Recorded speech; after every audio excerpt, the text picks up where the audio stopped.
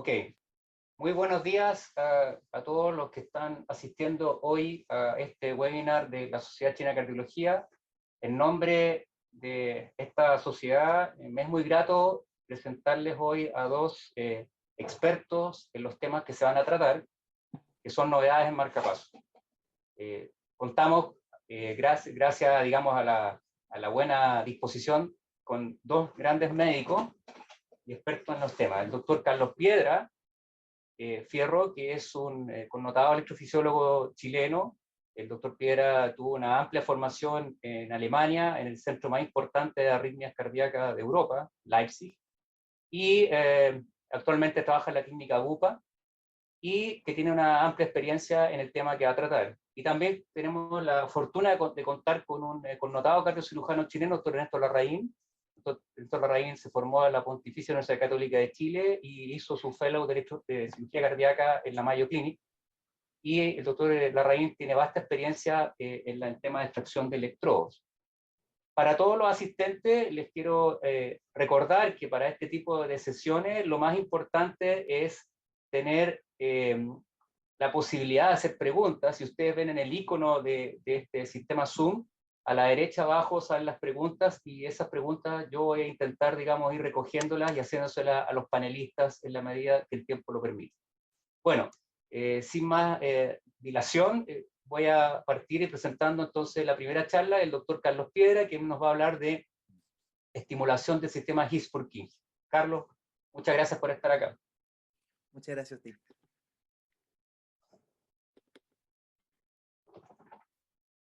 Ahí. Espero que esté funcionando. ¿Sí? Está perfecto.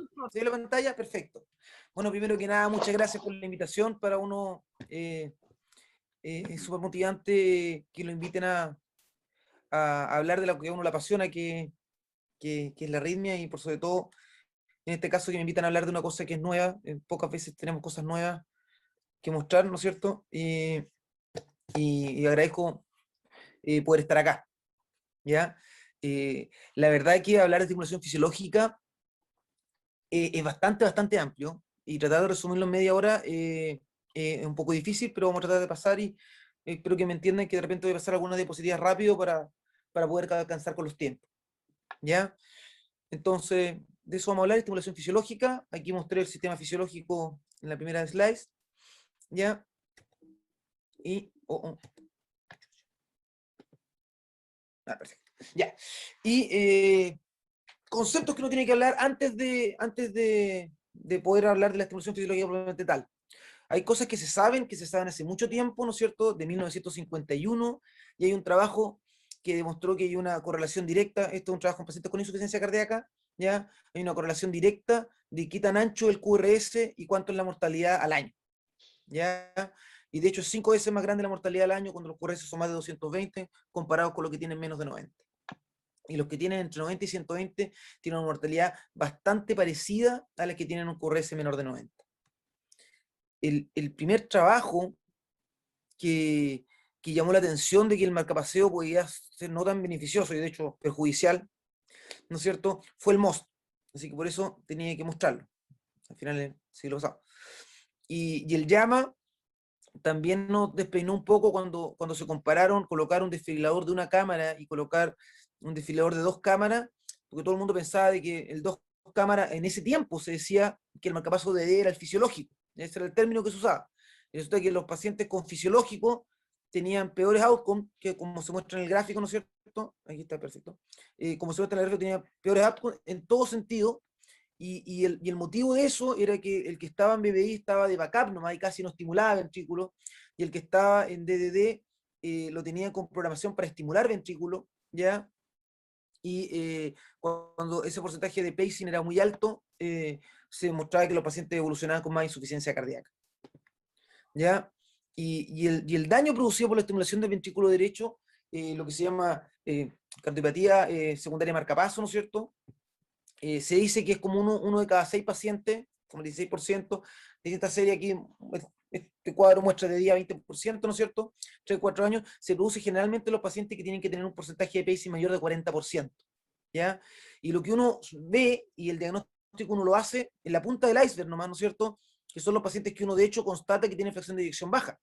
Pero hay muchos pacientes que no les baja la fracción de eyección, ¿no es cierto? O sea, les baja, pero no les baja menos de 50, ¿ya? Hay otros porcentajes que se les echa a perder su cardiopatía de base, hay otros pacientes que le aparecen síntomas, incluso fibrilación auricular, ¿no es cierto? Hospitalizaciones, que no llegan al diagnóstico de cardiopatía secundaria a marcapaso, ¿ya? Y por supuesto van a haber un montón de cambios en la mecánica cardíaca que no van a estar siendo diagnosticados, y tanto de la mecánica cardíaca, tanto al eco como en mediciones que uno puede hacer como perspectiva electroeléctrica, ¿ya?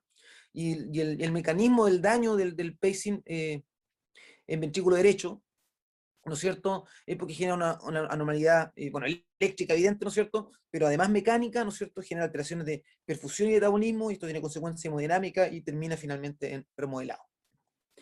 Este es un ejemplo de un paciente que recibimos en la clínica, ¿ya? Que tiene un marcapaso de DD. Este es el electrocardiograma que muestra este marcapaso, ¿ya? Y bueno, claro, los marcapasos convencionales tienen QRS 160 para arriba, bastante en un valor normal eso, ¿ya? Este anda como en 180, y la importancia es que cuando a este paciente se le mide el umbral, porque estaba, si ustedes se fijan acá, esto es un monitor nomás, ¿no es cierto? Y tiene la línea arterial, ¿ya? El paciente tenía bloqueo completo de rama izquierda de base, ¿ya? Y cuando yo pruebo el marcapaso en DDD, ¿ya? O sea, con sincronización auricular y auricular, miren la implicancia que tiene hemodinámica la estimulación del marcapaso. Uno puede decir que sí, uno estaba estimulando un poco más rápido de lo que estaba estimulando el paciente, pero estos son 90 latidos por minuto, o sea, esto no es muy rápido, ¿ya? Y uno puede ver el daño que uno le hace al estimular con un marcapaso convencional. Pero bueno, es lo que hay, ¿no es cierto? O es lo que había frente a pacientes que su alternativa era no tener pulso, así que era lo que hay que hacer, ¿ya? Debido a que el marcapaseo es dañino, ¿no es cierto? Y uno sabe, el paradigma del marcapaseo es que el mejor marcapaseo, y esto tienen que tenerlo claro, el paradigma, pero además tienen que tenerlo claro que es antiguo, ya considerando lo que va a pasar ahora, ¿ya? Pero el paradigma es que el mejor marcapaseo es el marcapaseo mínimo que genera la ausencia del síntoma, ¿ya? O sea, si el paciente tiene síncope, si no se sincopea nunca más, mientras menos se estimula el marcapaso, es mejor.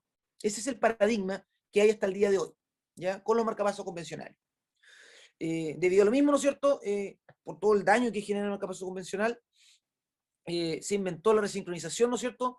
Pero este slide solamente es para demostrar que la resincronización es desincronizar por dos puntos distintos para tener una sincronía finalmente, que las paredes tiendan a contraer más o menos al mismo tiempo. ¿Por qué? Porque estoy estimulando dos puntos distintos, pero son dos puntos disincrónicos de base, ¿ya?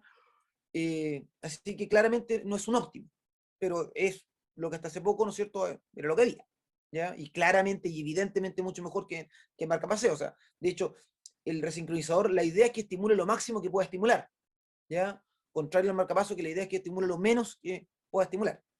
Pero hay que entender que no es fisiológico y que es subóptimo. Entonces, debido a eso, se trataron de buscar alternativas, ¿ya? Y por ahí partió donde vamos a llegar. Las alternativas son, bueno, el implante epicárdico, el electrodo epicárdico, ¿no es cierto?, que actualmente se hace con una toracotomía mínima, bastante mejor tolerado de lo que era antes, pero evidentemente esto es quirúrgico, ¿no es cierto? Esto tiene otra está operatoria. Se sabe que los umbrales tienden a quedar más altos y eso no es culpa del cirujano, eso es culpa de la técnica nomás. Ya ellos tienen que colocar un electrodo, normalmente se tiene que colocar un electrodo monopolar, ¿no es cierto? Y no les da los mismos umbrales, eso es. Después están los implantes de dispositivos endocárdicos en ventrículo izquierdo, que esto es absolutamente experimental. Esto es o pasar a través del foramen oval o haciendo una transeptal con un electrodo al ventrículo izquierdo y hacer la estimulación endocárdica y no epicárdica como el del resincronizador. E incluso están inventando dispositivos que son como las cápsulas que se colocan en el ventrículo derecho, pero en el ventrículo izquierdo, ¿ya? Evidentemente que esto también tiene sus complicaciones. Dentro de eso es que el paciente tiene que estar anticoagulado porque va a quedar con material inerte, ¿no es cierto?, en ventrículo izquierdo, donde cualquier trombito se va y hace un accidente vascular, ¿ya? Y por último, ¿no es cierto?, está el marcapaseo del sistema de conducción, que es usar el sistema de conducción para conducir más rápido las señales, y de esa manera los QRS quedan más angostitos, y sabemos, ¿no es cierto?, que mientras más angostito es mejor la sobrevida del paciente. ¿Ya? Entonces, esto es un esquema de la región del GIS, ¿ya? Por lo que partió, el primer concepto de marcapaseo fisiológico era marcapaseo en GIS, ¿ya? Y aquí una foto nomás para mostrar, ¿no es cierto?, cómo se ve el GIS. El GIS sería el número 2, ¿ya? Primero está la vía lenta, la vía rápida, el nodo AB, después el GIS, que penetra, ¿no es cierto?, por la parte membranosa, el GIS, toda esta parte de acá, ¿no es cierto?, y después se separa en la rama derecha y la rama izquierda. Si uno hace un corte, ¿no es cierto?, se vería aquí. Y si uno lo quiere ver más bonito, con una reconstrucción, es aquí donde se debería colocar el marcapaso, ¿ya? Que interesantemente es en la cara auricular, no en la cara ventricular eh, del paciente, ¿ya? Y importantemente, ¿no es cierto?, hay que señalar de que la primera vez que se habló de marcapaseo en GIS ya fue el año 2000, o sea, esto tiene mucho, mucho tiempo. Y aquí está el primer electrocardiograma, ¿no es cierto?, de un marcapaseo, que uno marcapasea, como es el GIS, va a tener siempre un retardo, ¿no es cierto?, que el retardo del HB de todo, del paciente previo, para que tenga un QRS igual al que tenía previo al marcapaseo, ¿ya? La idea fue muy novedosa, fue interesante, motivó mucho a la gente, pero lamentablemente los electrodos se tendían a caer, casi todos los pacientes tenían que colocar su marcapaso de backup, entonces tenían que terminar usando resincronizador, eso encarecía mucho los costos, y en ese tiempo, ¿no es cierto?, finalmente se cayó en desuso la técnica, no aprendió. Y luego, ¿no es cierto?,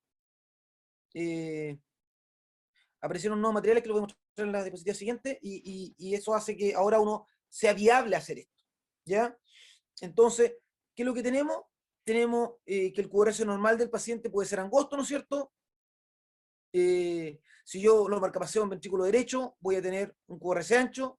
Si yo coloco un resincronizador, voy a tener un QRS no normal, ¿no es cierto?, pero mecánicamente al ver el ecocardio, ¿no es cierto?, se está contrayendo las paredes lateral por lo menos y anterior más o menos al mismo tiempo, ¿ya? Y si estimulo el GIS voy a tener un QRS casi igual o igual que el QRS basal. Si el paciente tiene bloqueo completo rama izquierda, y el paciente, el bloqueo de rama izquierda es proximal, cuando yo coloco en el GIS, ¿no es cierto?, voy a recuperar ese QRS. Y además al colocar en el GIS, pacientes que pueden tener disincronía AB, yo puedo recuperar esa sincronía AB, ¿ya? Entonces esto es tan promisorio, ¿no es cierto?, que de hecho se piensa que puede ser una opción, y de hecho ya se sabe que es una opción al TRC. ¿Y cuál es la lógica que tiene esto? Es que curiosamente lo que uno pensaba, ¿ya?, los bloqueos de rama, ¿ya?, no se producen tardíos, no son acá, no son en la parte final, no es la rama izquierda o la rama derecha la que se bloquea en la rama derecha o en la rama izquierda donde uno la ve anatómicamente, sino que está bloqueado antes, ¿ya? Está bloqueado a la altura del GIS, más o menos, en un porcentaje alto paciente, más o menos como el 70%. Entonces, si uno coloca un electrodo ahí y estimula con suficiente energía, puede capturar el sistema de conducción y conducir por el sistema de conducción, lo que hace que el QRS, que en un comienzo estaba ancho, ¿no es cierto?, pueda ser angosto. Y esto es lo que estoy explicando acá, ¿no es cierto? Si yo coloco mi electrodo justo en el GIS y lo coloco con una energía suficiente, ¿no es cierto?, voy a capturar las ramas más allá del bloqueo y voy a permitir tener un QRS angostito. Ahora, si la estimulación no es tan intensa, ¿ya? Voy a capturar simplemente miocardio y ahí voy a volver a tener un QRS ancho, ¿ya? Entonces esto es un ejemplo real, ¿no es cierto?, casos reales de un paciente que tenía puesto un marcapaso, ¿no es cierto?, con un bloqueo AB de primer grado, no tenía disincronía intraventricular, pero sí AB, y al colocarle el marcapaso, queda con un QRS muy, muy decente, casi igual que el que tenía previo, ¿no es cierto?, y con sincronía AB. Esto cada vez que uno hace estudios cardiográficos de lo que representa esto, claramente los pacientes mejoran su funcionalidad y de hecho clínicamente andan mejor. ¿Ya? Esto un poquito para entenderlo, el corte sagital, ¿no es cierto? Uno aprovecha el GIS, ¿ya? En la parte donde está cruzando el sistema membranoso y coloca el electrodo, esto como sea a nivel de radiológico, esto como sea a nivel electrocardiográfico, importantemente, uno va a tener primero una espiga y va a tener un delay y después de ese delay va a aparecer el QRS y eso va a ser normal. Y eso es importante que la gente lo tenga en la cabeza, ¿no es cierto? Porque de repente uno puede tender a pensar de que algo está disfuncionante o que está estimulando aurícula, no sé, otra cosa, ¿me entiendes? ¿No? Uno tiene que saber de que va a haber un delay. Y la señal electrocardiográfica, ay, está saliendo un ruido que antes no había, ¿ya? Es que si uno ve lo que está viendo el electrodo está viendo la aurícula, el GIS y el ventrículo, o sea, se ve la señal de GIS. Y esto es lo que tenemos a nivel electrocardiográfico, ¿no es cierto? El paciente tiene un QRS normal de base, ¿ya? Si yo estimulo y tengo una captura miocárdica, voy a tener un QRS ancho, que son mayores de 160 milisegundos generalmente, rara vez menor que eso, ¿ya? Nosotros sabemos, ¿cierto?, que sobre 150 milisegundos los pacientes deberían tener indicación de resincronización, ¿ya? Y yo puedo tener dos tipos de captura. Puedo tener una captura que se llama selectiva o una captura que se llama no selectiva. Si se fijan, entre la captura selectiva y no selectiva, lo que cambia es que pareciera que tuviera preexcitación el paciente. En una tengo la estimulación, una isoeléctrica y después parte el QRS, y en la otra tengo una estimulación, parte rápidamente el QRS, pero con una desviación intracercoide aumentada, ¿ya? ¿Cómo que se viera preexcitado? ¿Ya? En el fondo, ¿qué significa esto? Que estoy capturando el sistema de conducción, ¿ya? Pero a la vez estoy capturando ventrículo alrededor de donde estoy estimulando.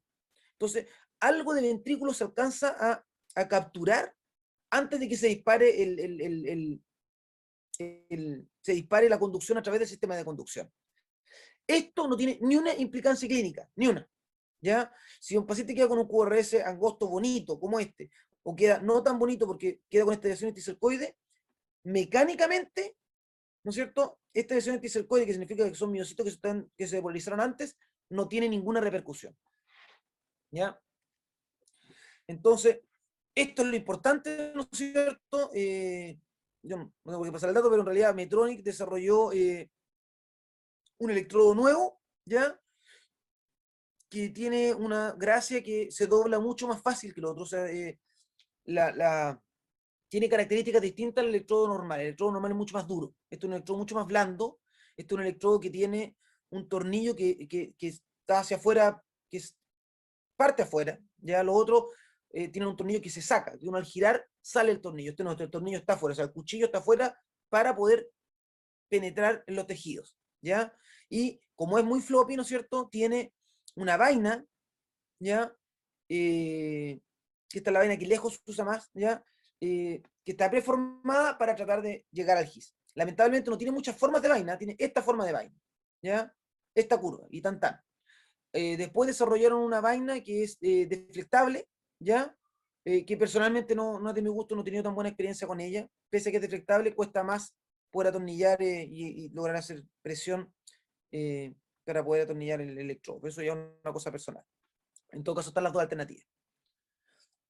Y esto es un trabajo, ¿no es cierto?, que muestra la curva de aprendizaje y que muestra que, ¿no es cierto?, tanto en tiempo operatorio como tiempo de fluoroscopía, ¿no es cierto?, y umbrales que uno coloca al paciente, más o menos los 40, 50 pacientes, ya se logran bajar esos tiempos. Y eso es lo que uno necesita como para poder decir, yo en realidad sé lo que estoy haciendo. ¿Ya? La tasa de éxito según QRS basal, esto es sumamente importante, ¿no es cierto? Si el paciente tiene un bloqueo completo de rama derecha, el éxito es bastante alto. Si tiene un bloqueo completo de rama izquierda, el éxito es bastante decente, ¿no es cierto? 80%. Pero si los bloqueos son en específico, son de bloqueo tipo rama derecha o rama izquierda atípico, el ancho, o sea, la respuesta va a ser bastante pobre. Y eso es básicamente porque el sistema de conducción está enfermo más distal al GIS, por lo tanto, aunque yo capture bien el GIS, no voy a poder enangostar el QRS. Eso es como bastante lógico, ¿no es cierto? Y uno tiene que aceptar que es la limitación de la técnica. ¿Ya? Aquí hay trabajos, ¿no es cierto?, que claramente demuestran de que comparar un marcapaso normal con estos marcapasos, evidentemente que los outcomes, ¿no es cierto?, son mejores en los pacientes con estos marcapasos, y evidentemente de lo que más depende es del porcentaje de pacing que tenga el paciente, porque si yo le coloco un marcapaso a un paciente con enfermedad del nodo sinusal que tiene conducción a ver normal, que le coloque un marcapaso fisiológico o uno convencional no va a tener ninguna implicancia porque ese marcapaso no va a estar estimulando. El marcapaso me refiero al electrodo ventricular. ¿ya? Y evidentemente la diferencia va a estar dada en los pacientes que tengan alto porcentaje de pacing. Y como eso es así, y hay suficiente evidencia al respecto, ya en el 2014 empezó a salir bastante evidencia, ya el 2018 las guías americanas dicen de que si un paciente tiene una FEBI de entre 35 y 50 y se espera un pacing ventricular mayor del 40%, lo que debiéramos hacer es colocar un marcapaso fisiológico, ¿ya? En GIS. Esto es bastante evidente, uno podría estar toda la tarde, o sea, todo el día, llenarlo solamente con evidencia para convencerlos de que esto es así. La verdad que el estudio que salga, ¿no es cierto? Esto es bastante, ¿cómo decirlo? Plausible. O sea, si uno ve un QRS 200, le coloco un electrodo y me queda el QRS 120, claramente va a estar mejor. Si me queda 160, va a estar mejor que en 200, pero no mejor que 120. Esto es como bastante lógico, y los trabajos que se hacen, ¿no es cierto? Todo han tenido han sido la misma línea. No pasa eso que de repente salen 2 o 3 trabajos que dicen que esta cuestión es espectacular y después los siguientes 10 trabajos salen que en realidad esto no es reproducible y esto no funciona. Eso no ha pasado con los marcapasos fisiológicos en GIS, ¿no es cierto? Todos los trabajos son congruentes en que esto es comparable, ¿no es cierto?, a colocar resincronizadores. Lamentablemente no hay, no hay trabajos comparativos grandes todavía que comparen una técnica con otra. Lo que hay es un trabajo muy chiquitito, ¿ya? Que 20 pacientes se fueron para cada lado, uno a ponerse Resincro, otro a ponerse GIS, y mostrar los outcomes de uno y otro, que los dos son excelentes, ¿ya? Pero 10 pacientes de GIS se pasaron a Resincro normal y 5 pacientes de Resincro se pasaron a GIS. Entonces, en el fondo, lo único que demuestra este trabajo es de que es una herramienta más el GIS y que o por una manera o por la otra vamos a lograr éxito, ¿ya? O sea, uno puede plantearse hacer una técnica o hacer la otra técnica primero, pero si una técnica no funciona, con la otra técnica debiera funcionar, ¿no es cierto? Y estamos agregando alternativas frente al fracaso que pueda tener una técnica u otra. Cada técnica, por su lado, tiene un 70% o sea, de éxito, ¿ya?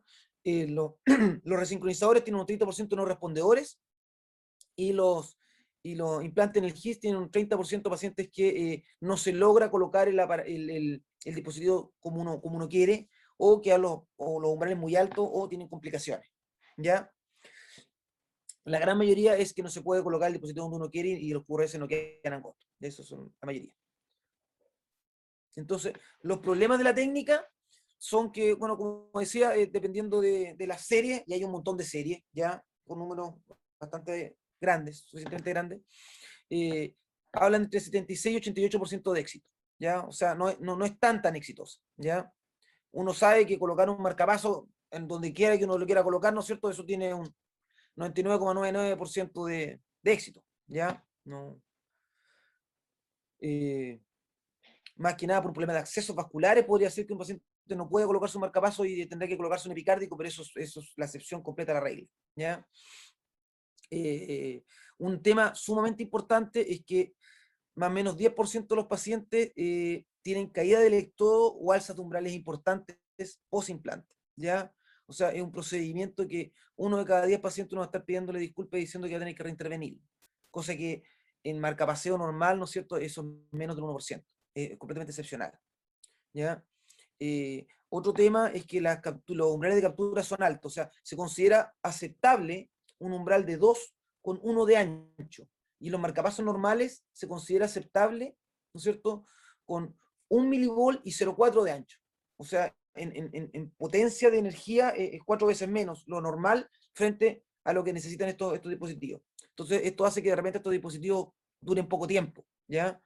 Igual que un marcapaso normal dura generalmente entre 8 y 10 años, hoy en día está más cercano a 10 años, y estos dispositivos no sería extraño que te puedan durar 3 o 4 años, no sería extraño, ¿ya?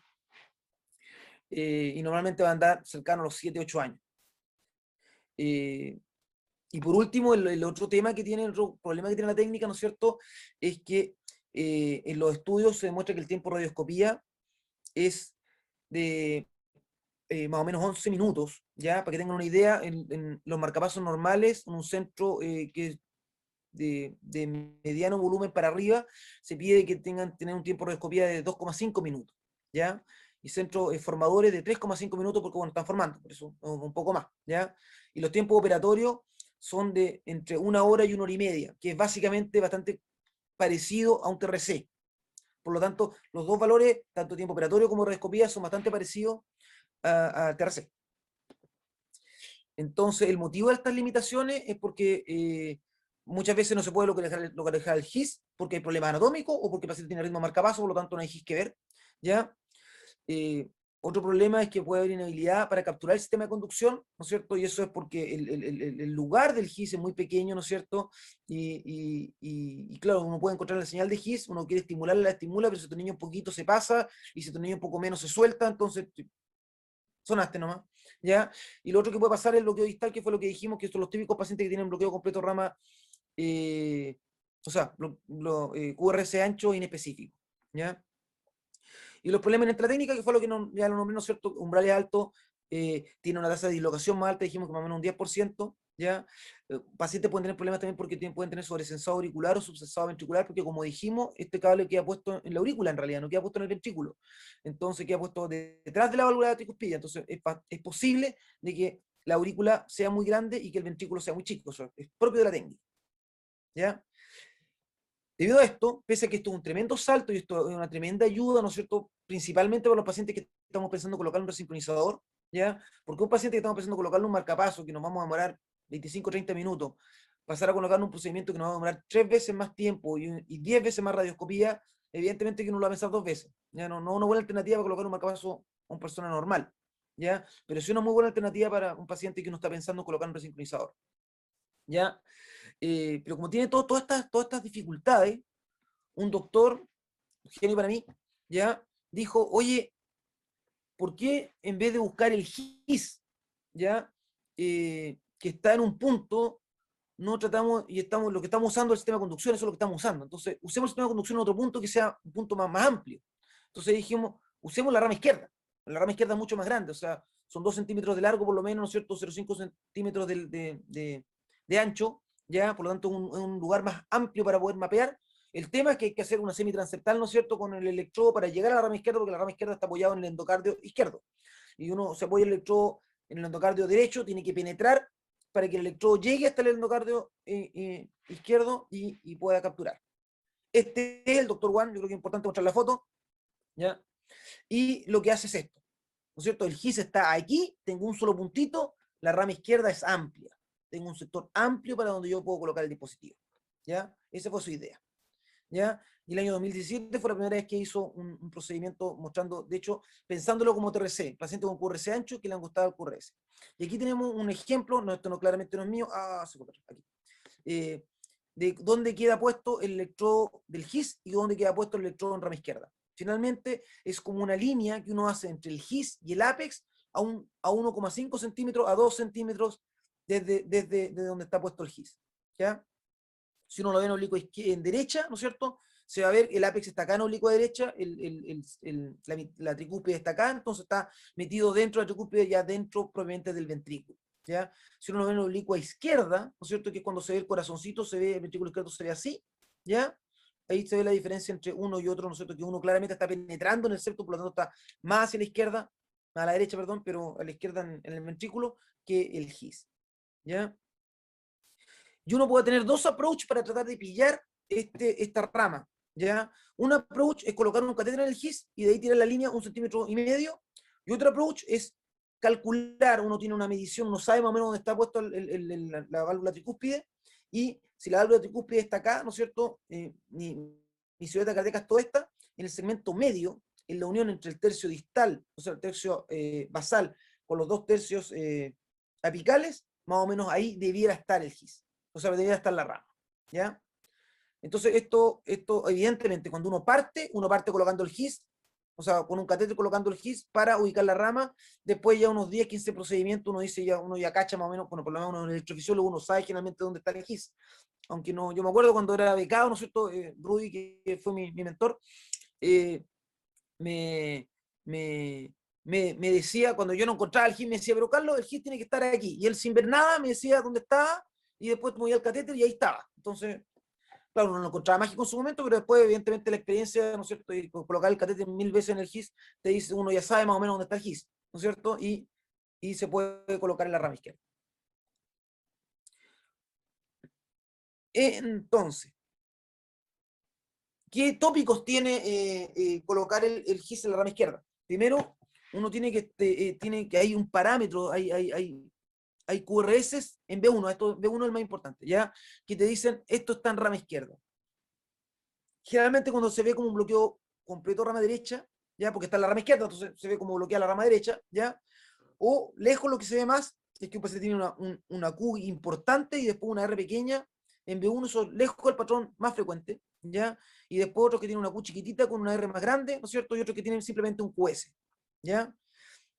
Y todos estos patrones son tipo bloqueo completo rama izquierda, ¿no es cierto? Menos el último, ¿ya? Pero que claramente no son un bloqueo completo rama izquierda. Si uno ve los electrocardiogramas, que los ejemplos que tengo acá del bloqueo completo rama izquierda, claramente lo normal es que tenga una R, una S y una R', ¿no es cierto? Y que la R sea más chica que la R', eso es lo normal. ¿Ya? Esto no es un electrocardiograma, no queda normal, no queda fisiológico como quedaría un GIS.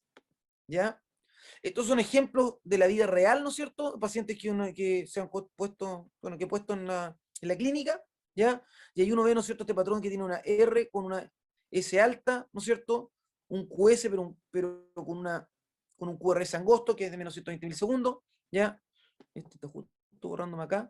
Aquí tengo una Q un poquito más pronunciada, con una R un poquito más pequeña, y aquí un QS, pero con bastante angosto el QRS. O sea, uno puede decir que morfológicamente el QRS no es tan igual como el QRS nativo, pero claramente si el QRS es angosto, ¿no es cierto?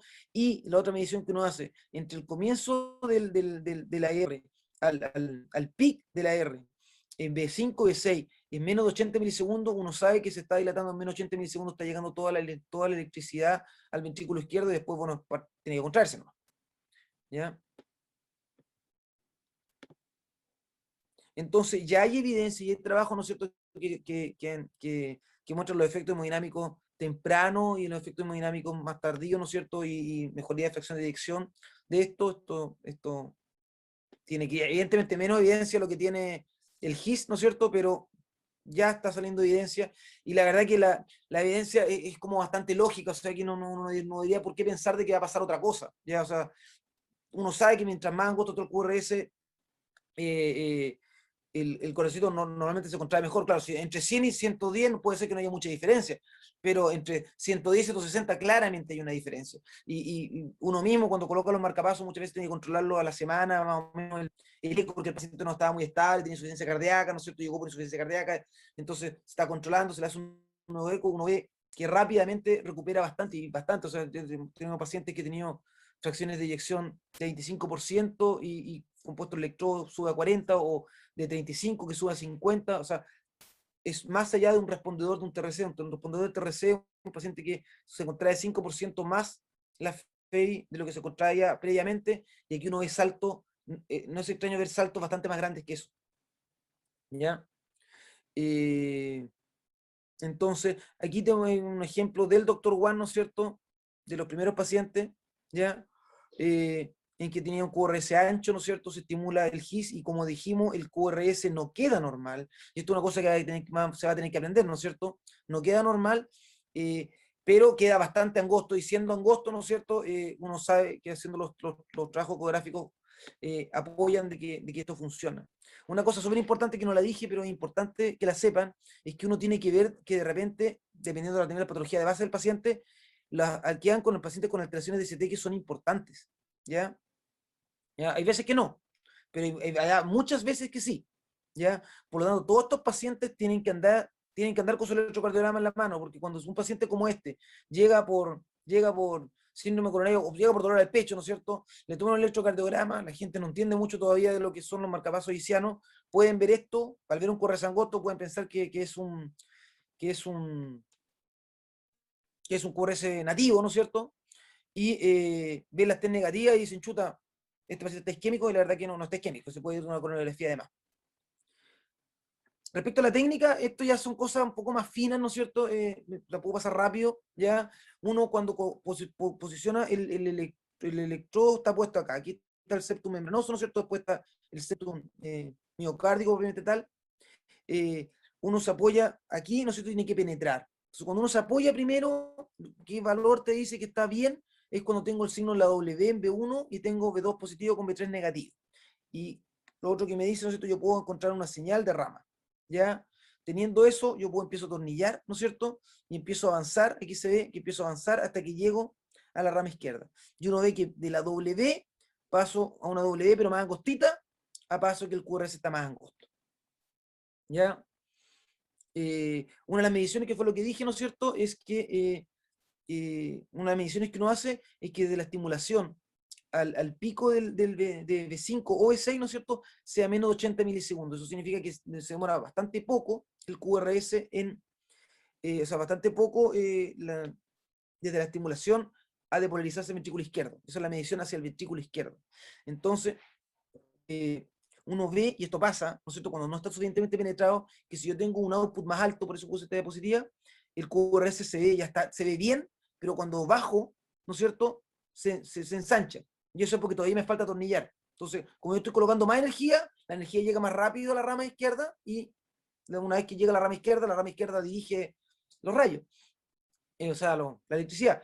Pero si lo estimulo con menos energía, me quedo corto. Entonces uno ve esa medición, o sea, va haciendo esta medición, ¿no es cierto?, para diciendo cuánto uno tiene que atornillar, ¿ya? Esto es básicamente lo mismo, bueno, claro, esto es básicamente lo mismo, ¿no es cierto? Y cómo uno sabe, porque esta cuestión, uno dice, claro, yo me pongo a atornillar, y cómo yo sé que me pasé para el otro lado o que no me pasé para el otro lado. Uno va viendo, ¿no es cierto?, primero la morfología y la duración del QRS, uno va viendo este tiempo que se llama el tiempo de activación del ventrículo izquierdo, ¿ya? Uno va viendo la impedancia, y esto es súper importante, la impedancia parte cuando uno se apoya más o menos unos 600, y después sube como a 1200, 1400, y después cuando uno se va a pasar por el otro lado, vuelve a estar como a 600. Entonces, cuando estamos a 1200, pasamos a 1000, uno dice, chuta, aquí estamos como cerca, ¿no es cierto? Y ahí uno verá, según qué resultado de QRS tiene, si sigue atornillando o no, ¿ya? Uno va viendo también, va estimulando, como lo mencioné, ¿no es cierto?, con, con output más alto y más bajo, porque si con output alto tengo lo que yo quiero, pero con output bajo no, entonces tengo que seguir avanzando, ¿ya? Eso. Entonces esto es como un resumen, ¿no es cierto? Se parte acá con la W, empiezo a atornillar, empiezo a atornillar, empiezo a atornillar, y cuando estoy bien atornillado en un buen lugar, ¿no es cierto?, voy a tener este QRS más angostito, que nunca es tan angostito como un GIS, pero es suficientemente angostito, ¿ya? ¿Qué límite ha puesto, por si esto está bien, malo, más o menos? Se dice que si está puesto un rama izquierda aceptable, es de 130 milisegundos para abajo, ¿ya? Lo normal, que después lo voy a mostrar, ¿no es cierto?, en la experiencia personal, es que quedan entre 110 y 120, no es que queden en 80, 90 como un GIS, pero quedan bastante buenos, ¿ya? Y eso hace que con 110, 120 el paciente no corre ningún riesgo de hacer cardiopatía secundaria del marcapaso. Y si la tenía, con este dispositivo deja de tenerla.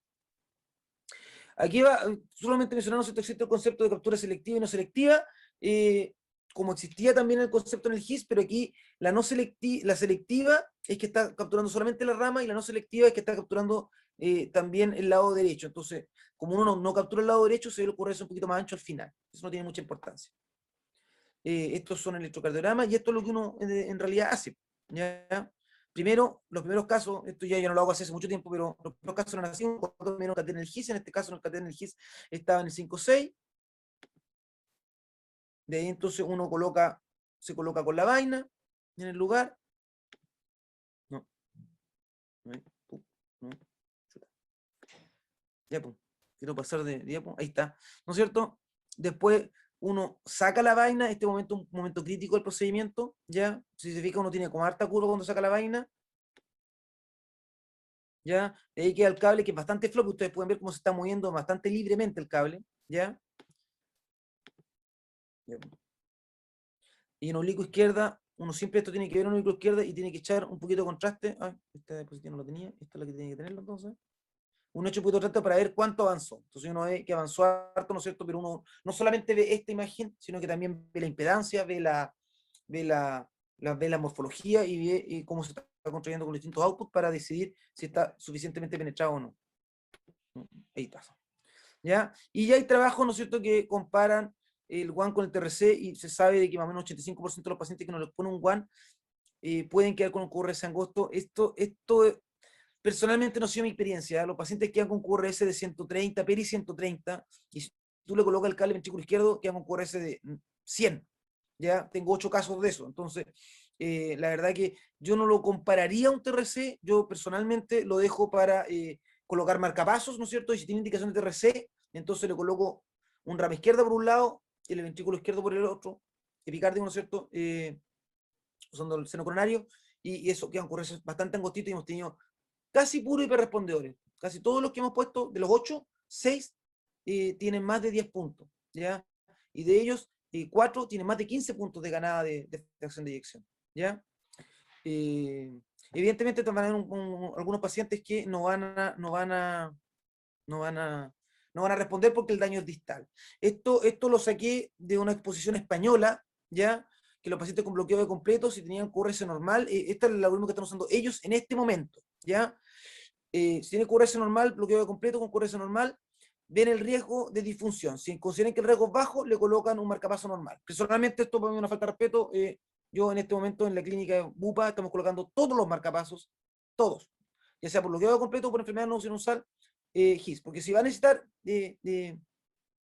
estimulación, lo mejor es que sea la estimulación lo más fisiológica posible, ¿ya?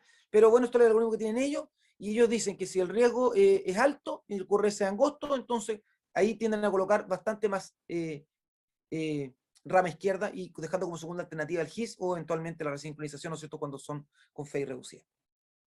Complicaciones que pueden haber, puede haber bloqueo AB, por supuesto, cuando el paciente tiene bloqueo completo rama de derecha, o sea, rama izquierda, y yo me estoy moviendo por el lado derecho, puedo tocar la rama derecha y hacer un bloqueo AB completo.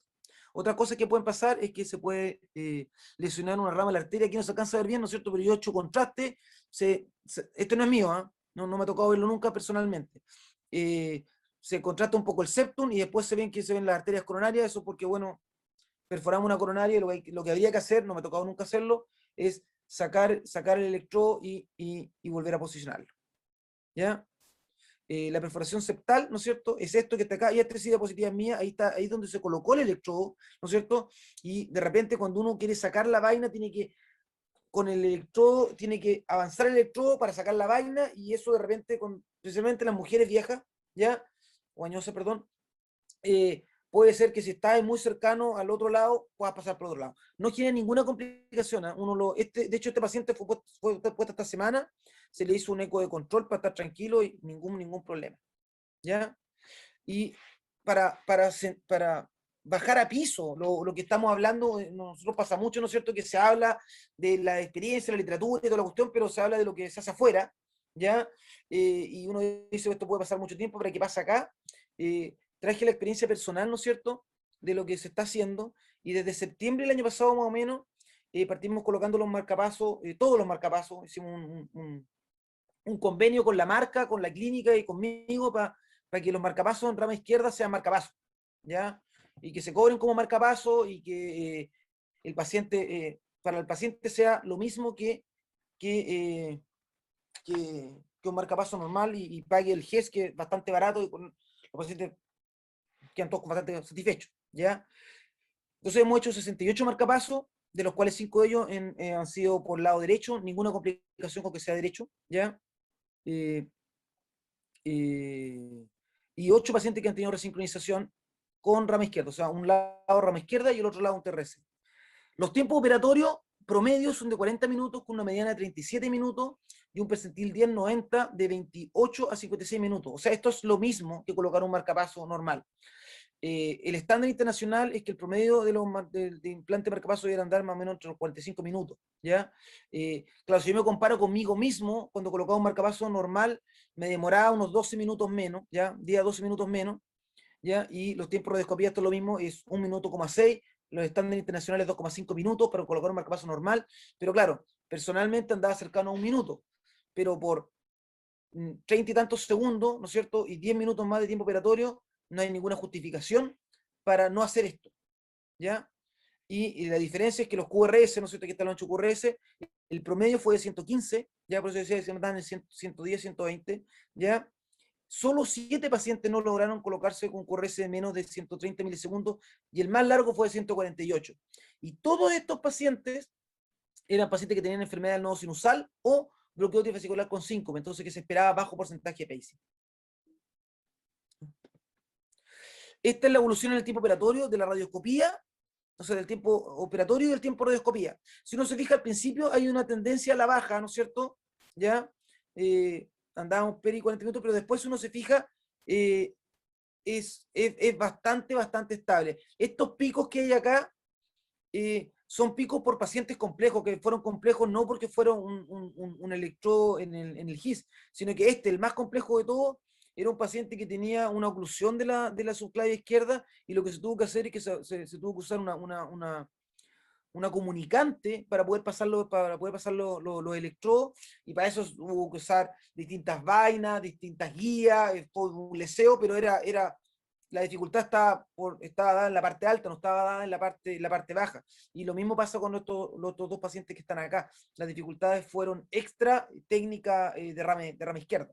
¿Ya? Si uno saca estos 4 picos, ¿no es cierto? Queda de que es bastante estable el tiempo operatorio. Y es bastante estable el tiempo de radioscopía también.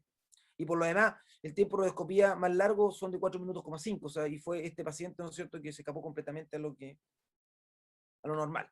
Y respecto al ancho del QRS, pacientes que queden con menos 110 son menos, ya son pocos, son 20% más o menos, ¿ya?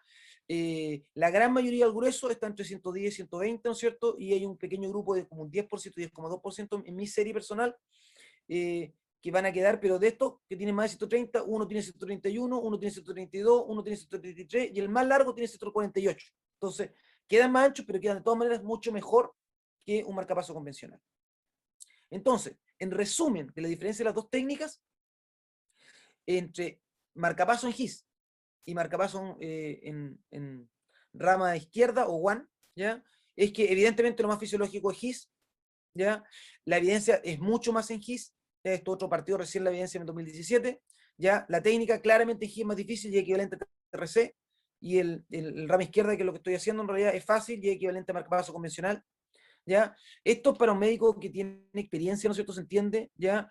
Y básicamente con el electrofisiólogo, porque hay varios conceptos electrofisiológicos que hay que manejar para poder colocarlo, ¿ya?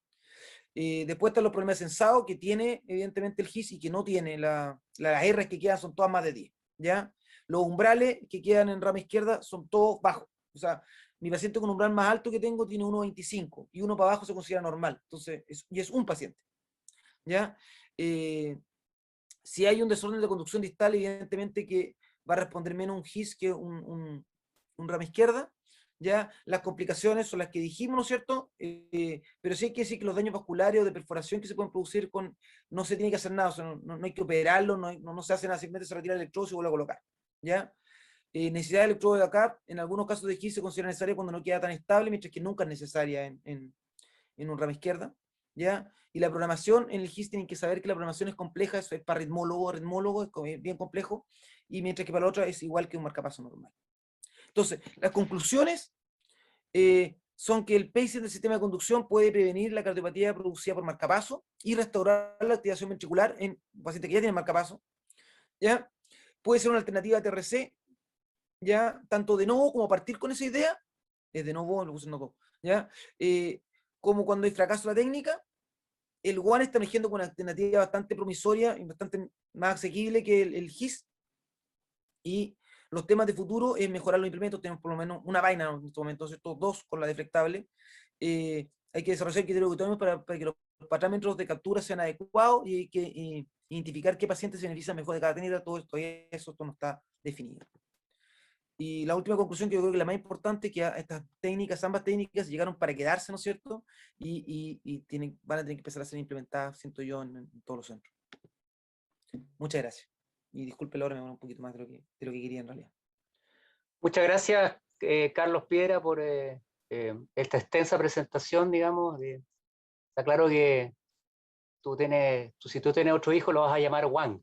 Oye, Vamos ahora con Ernesto Larraín. Ernesto, gracias por estar acá. El doctor Ernesto Larraín, como ya mencioné, es un cirujano cardíaco con una vasta experiencia en no solo cirugía cardíaca, sino en extracción de electrodos, y él nos va a hablar de la extracción de electrodos, cuál es el estado actual de esta técnica. Gracias, Ernesto, una vez más por estar acá.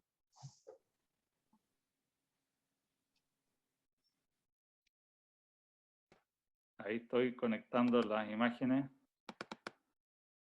Ahí estamos, parece, ¿no? Muy buenos días. Muchas gracias, Mauricio, por la invitación y a la Sociedad de Cardiología por la oportunidad de mostrarles esto, que es un tema que a mí me ha interesado durante varios años y que con el aumento de envejecimiento de la población es cada vez más relevante en nuestra práctica diaria, como motivo fundamentalmente de endocarditis e infecciones. La endocarditis infecciosa de estos dispositivos es por lejos en nuestro medio la causa más frecuente de extracción de electrodos.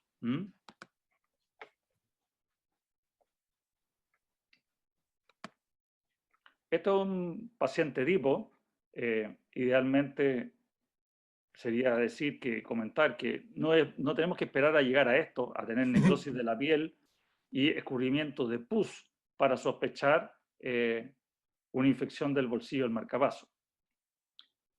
Vale decir que cualquier paciente que tenga hemocultivos positivos por cualquier causa y que tenga un dispositivo, hay que asumir que el dispositivo y sus electrodos están contaminados. Nadie se imaginó que cuando se inventaron los marcapasos y se empezaron a utilizar con sus respectivos electrodos, esto iba a ser un problema. Nadie lo visualizó en los principios de esta especialidad que incluye la electrofisiología. Y sin duda alguna, por mucho, mucho tiempo, esto ha sido como el paciente pobre de la cirugía cardíaca, con mitos, falta de interés de los cirujanos cardíacos en general por este tema y siendo tremendamente relevante, como ya hemos mencionado. Uno de los primeros pasos en la extracción fue colocar al enfermo en una posición fija en la cama, abrir la incisión, sacar el marcapaso y amarrar literalmente pesos. Muchas veces se utilizaban matraces de suero con un sistema de poleas, de manera tal de ir traccionando los electrodos para su extracción. Esto antes de que nadie intentara, mediante apertura del esternón, esternotomía media y circulación extracorpórea, que fue el paso siguiente, extraer estos marcapasos por la razón que fuere. Este paper del doctor Juan Duvernet de la Universidad Católica, publicado en PACE el año 85, cambió radicalmente y fue un hito en el desarrollo técnico de la extracción de electrodos.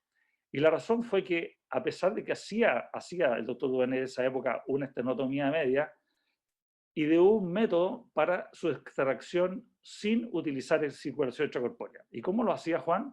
Hacía una gareta en el lugar donde él palpaba con el dedo índice el apoyo de la punta del electrodo en la cavidad cardíaca, ya fuera la aurícula, ya fuera el ventrículo derecho. Hacía una gareta, hacía una incisión a través del corazón, extraía la punta del electrodo y lo cortaba, de manera de que fuera mucho más fácil removerlo desde su posición subclavia izquierda principalmente. Y este paper ha sido citado en innumerables ocasiones como uno de los pioneros en los desarrollos de esta tecnología, digamos, para extraer marcapasos. Pero ha pasado tiempo y siguen ocurriendo cosas como esta, marcapasos exteriorizados, evidentemente infectados, y en el mundo se implanta alrededor de 4 millones de dispositivos, millones y millones de electrodos todos los años, y nuevos electrodos que están siendo potencialmente problema para muchos enfermos. Otra situación, este es un paciente que ya tiene un par de incisiones, ustedes las ven ahí, y que tiene rubor, está coloradito el bolsillo de marcapaso. Este enfermo evidentemente tiene una infección que está probablemente en una etapa inicial. Este es el momento para intervenirlo, no cuando se exterioriza el marcapaso o sale pus del bolsillo, como ya les mostré. Los nuevos aparatos, por su parte, hablemos de nuevos aparatos, los resincronizadores y desfibriladores, básicamente, tienen sus problemas propios, ya que tienen mayor calibre, tienen mayor tasa de disfunción probablemente tal, y muchos de estos se colocan en gente joven que por distintas razones van a tener una vida larga por delante con posibles complicaciones que requieren mejoras de los electrodos y de los dispositivos, reemplazo de los mismos, mayor sobrecarga de electrodos. ¿Qué significa esto? Que los pacientes tienen varios electrodos en el cuerpo siendo aún muy jóvenes y por lo tanto mayor posibilidad de infecciones asociadas en el tiempo. Esta es una fotografía de una pieza quirúrgica de anatomía patológica, en la cual ustedes ven los sitios donde los electrodos se fibrosan principalmente a la pared, siendo los sitios más importantes el sitio de entrada en la vena subclavia, seguido de la pared de la aurícula derecha justo en la llegada de la vena cava superior. Muchas veces esto incluye fibrosis en el borde libre de la válvula tricúspide y, ni que decir, del extremo distal donde se ancla la punta del dispositivo, ya sea este pasivo o activo. Ahí están los dos modelos actualmente en uso, los activos que tienen un resortito, un tornillo que uno al apoyar el electrodo despliega, y los pasivos que están en franca retirada, siendo estos últimos, los pasivos, muchísimo más difíciles de extraer, dado la fibrosis que se genera alrededor de esta especie de punta de arpón que tienen, son mucho más difíciles de sacar y mucho más riesgosos desde el punto de vista técnico. Indicaciones de extracción de electrodos intracavitarios, fundamentalmente las infecciones, en aquellos pacientes sobre todo que tienen electrodos o marcapasos exteriorizados, mal funcionamiento de los electrodos por la causa que sea. La fractura es una causa frecuente de disfunción de marcapasos y dispositivos, y esa fractura generalmente se genera en una especie de cizalla que se produce entre la clavícula izquierda y la primera costilla. Dolor crónico, inmanejable. Hay algunos pacientes que tienen una condición de dolor crónico que hace inmanejable esta condición y a su vez se convierte en una indicación de extracción del dispositivo y de los electrodos. Los electrodos abandonados cuando son múltiples y que generan a su vez oclusión venosa. Esto puede llegar a tener oclusión completa de el sistema subclavio, vena cava superior, configurar incluso un síndrome de vena cava superior y una serie de otras complicaciones. Ni que decir cuando uno tiene un paciente que teniendo un dispositivo necesita un upgrade, ya sea por razones oncológicas, para resonancia magnética, o la implementación de equipos más avanzados como los que está mostrando el doctor Carlos Piedra. Las indicaciones de la Sociedad Americana de Ritmo Cardíaco en su consenso, y esto es clase 1, la infección con evolutivos positivos, la endocarditis, sepsis, el dolor crónico, como ya habíamos mencionado, la trombosis venosa, que puede condicionar a su vez embolías pulmonares, síndrome de vena cava superior, electrodos funcionantes que por distintas causas causan arritmia, protruyan fuera de la cavidad cardíaca, también son cosas que se ven, interferencia con otros dispositivos y los pacientes que tienen necesidad de tratamiento por cáncer. Algo parecido ocurre con aquellos electrodos no funcionantes o abandonados que tienen posibilidad de generar un montón de problemas, entre ellos arritmia, interferencia, y ni qué decir aquellos pacientes que necesitan tratamiento por cáncer, resonancias magnéticas que tienen estos electrodos no funcionantes abandonados. Esta es una de nuestras fotografías, un enfermo que ya tenía una cirugía cardíaca previa, múltiples electrodos abandonados, y ahí está el ejemplo de uno de ellos, probablemente con un capuchón abandonado en el bolsillo del marcapaso. Esta práctica hoy día es altamente indeseable por todas las razones que hemos señalado. En general, la comunidad científica y la Heart Rhythm Society americana les da tasa de infección alrededor del 1% como causa o incidencia de falla de estos dispositivos en el sentido de necesidad de retiro. Mal funcionamiento alrededor del 2,5%, oclusión venosa de todo el sistema subclavio, vena innominada llegando hasta la cava superior, y un 1% de electrodos abandonados, redundantes, que son las causas más frecuentes de necesidad de retiro. En nuestro medio, por lejos, las infecciones han sido, en nuestra experiencia local, la causa más importante de indicación. Ahora, la necesidad de nuevos dispositivos y los dispositivos necesarios para pacientes relativamente jóvenes, pacientes que necesitan por razones oncológicas, resonancia magnética, es hoy día un tema importante en la necesidad de retiro del dispositivo y el cambio por un dispositivo que tenga las capacidades para ser utilizado en resonancia magnética. Esto es una de las causas importantes de extracción de electrodos en el mundo desarrollado. No he tenido todavía en nuestra experiencia una indicación de esta naturaleza, pero no me cabe ninguna duda que en corto plazo va a ser una de las indicaciones importantes de retiro de electrodos y de dispositivos para su cambio a equipos de resonancia magnética. Vale la pena recordar que los equipos en general utilizados son una contraindicación formal para resonancia magnética, sobre todo aquellos electrodos abandonados que vemos en nuestros pacientes. Esta es una fotografía del doctor Carrillo de la Universidad de Miami que me facilitó, y aquí ven ustedes una perforación cardíaca por un electrodo que sobresale del músculo cardíaco hacia afuera, y esto es una contraindicación formal para la extracción percutánea o transvenosa, y estos enfermos hay que intervenirlos por una toracotomía mínima.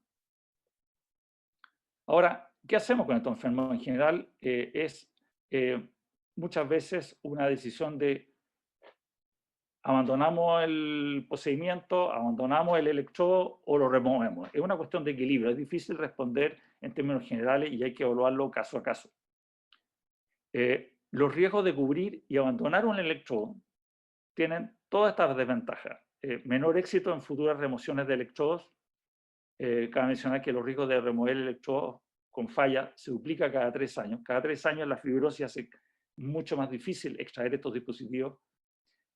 Mayor infecciones y endocarditis con el tiempo. El riesgo de infección aumenta del 2 al 7% en cada nuevo cambio de dispositivo. Sobrecarga venosa de los dispositivos en el lumen del dispositivo, en el lumen del sistema venoso, por la carga de trombosis que puede acarrear, incluso oclusión, síndrome de vena cava superior, y todo lo que eso significa. Trauma sobre la válvula tricúspide, que puede acarrear problemas hasta de falla del ventrículo derecho. Lo que es contraindicaciones para el uso de resonancia magnética, como ya hemos mencionado, y la interacción con otros electrodos que hacen el riesgo de descarga inapropiada o fallas del sensado de los mismos.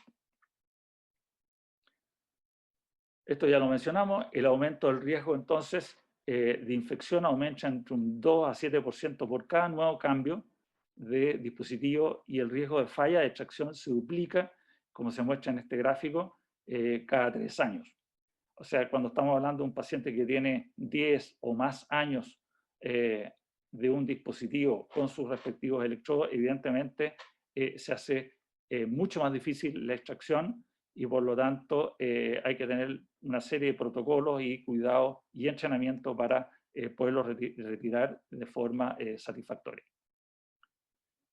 ¿Qué se necesita para hacer esto? Esto hay que hacerlo en un pabellón de cirugía cardíaca con todas las providencias del caso, bajo anestesia general, con buen acceso venoso en el caso de tener un problema serio, como es el caso de un desgarro, una perforación de un acceso venoso. Esto se hace eventualmente en forma de, ya voy a explicarlo, pero con sistemas de liberación en forma percutánea, pero hay que tener todos los accesos venosos en caso que el enfermo sangre, paleta de fibrilación, desde luego ecocardiografía transesofágica, una caja de cirugía cardíaca disponible, cierre external en la mesa idealmente, la bomba de circulación extracorpórea dispuesta y el perfusionista en la sala, si acaso hay algún problema.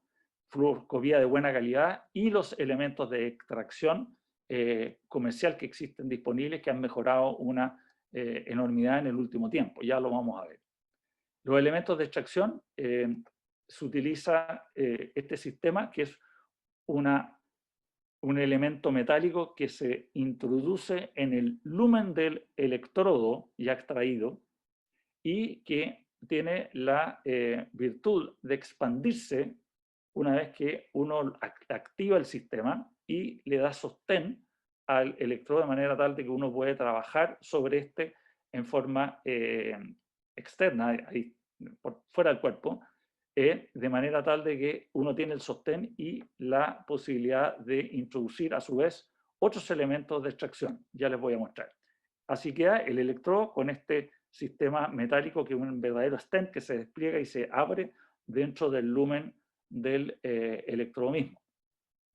Y con esta especie de pistola, uno enhebra el electrodo por aquí, sale por acá, y con este gatillo uno activa un rotor que tiene en el extremo distal, esta especie de pistola, que va disecando las adherencias que genera el implante de larga data.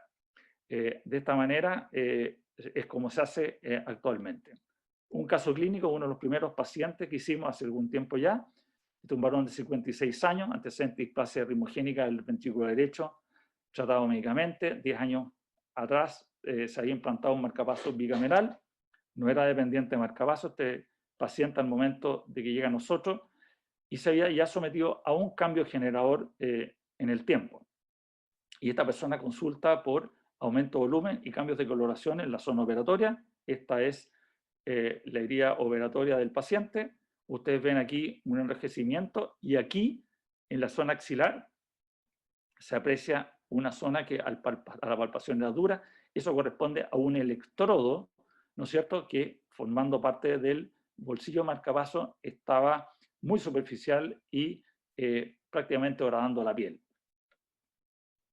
Esta es la radiografía del mismo paciente. Ahí ven ustedes en la axila este loop que hace el electrodo, uno de ellos en la parte superior, el otro en la parte inferior, en la zona axilar, y la respectiva, el respectivo recorrido del electrodo auricular y ventricular respectivamente. La operación, bueno, ya revisamos cómo se hacía. Aquí está la operación de este mismo paciente, dado que tenemos un bolsillo que está infectado, muchas veces con pus franca, se hace un ojal, se reseca la cicatriz, se talla el bolsillo intentando no perforar esta cápsula que está contaminada, a su vez para no contaminar la herida operatoria, se extrae todo esto en bloque y finalmente, una vez hecho eso, se diseca el trayecto de los electrodos hasta el sitio de entrada en la vena cava, en la vena subclavia izquierda.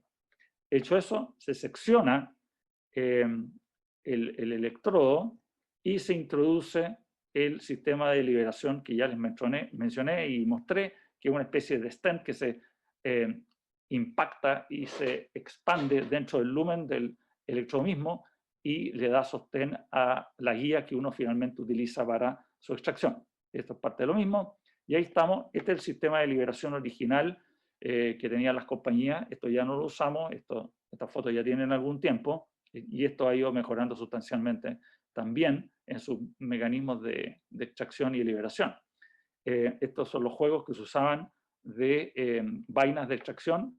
Esta era para disecar el trayecto de entrada del electrodo en la vena subclavia, y los otros eran para la extracción avanzando dentro del corazón hasta el sitio de impacto de la punta del electrodo. Estas son operaciones, fotos de la misma operación, la utilización de esta vaina que tiene un bisel en el extremo con el cual mecánicamente uno iba disecando el trayecto. Era bastante laborioso, uno se demoraba bastante en hacer esto, tomaba bastante tiempo y tiempo de radioscopía, con el propósito de evitar esto y hacerlo de esta manera, una vaina dentro de la otra, y evitar sacar especies de biopsias cardíacas y, ni que decir, evitar las perforaciones.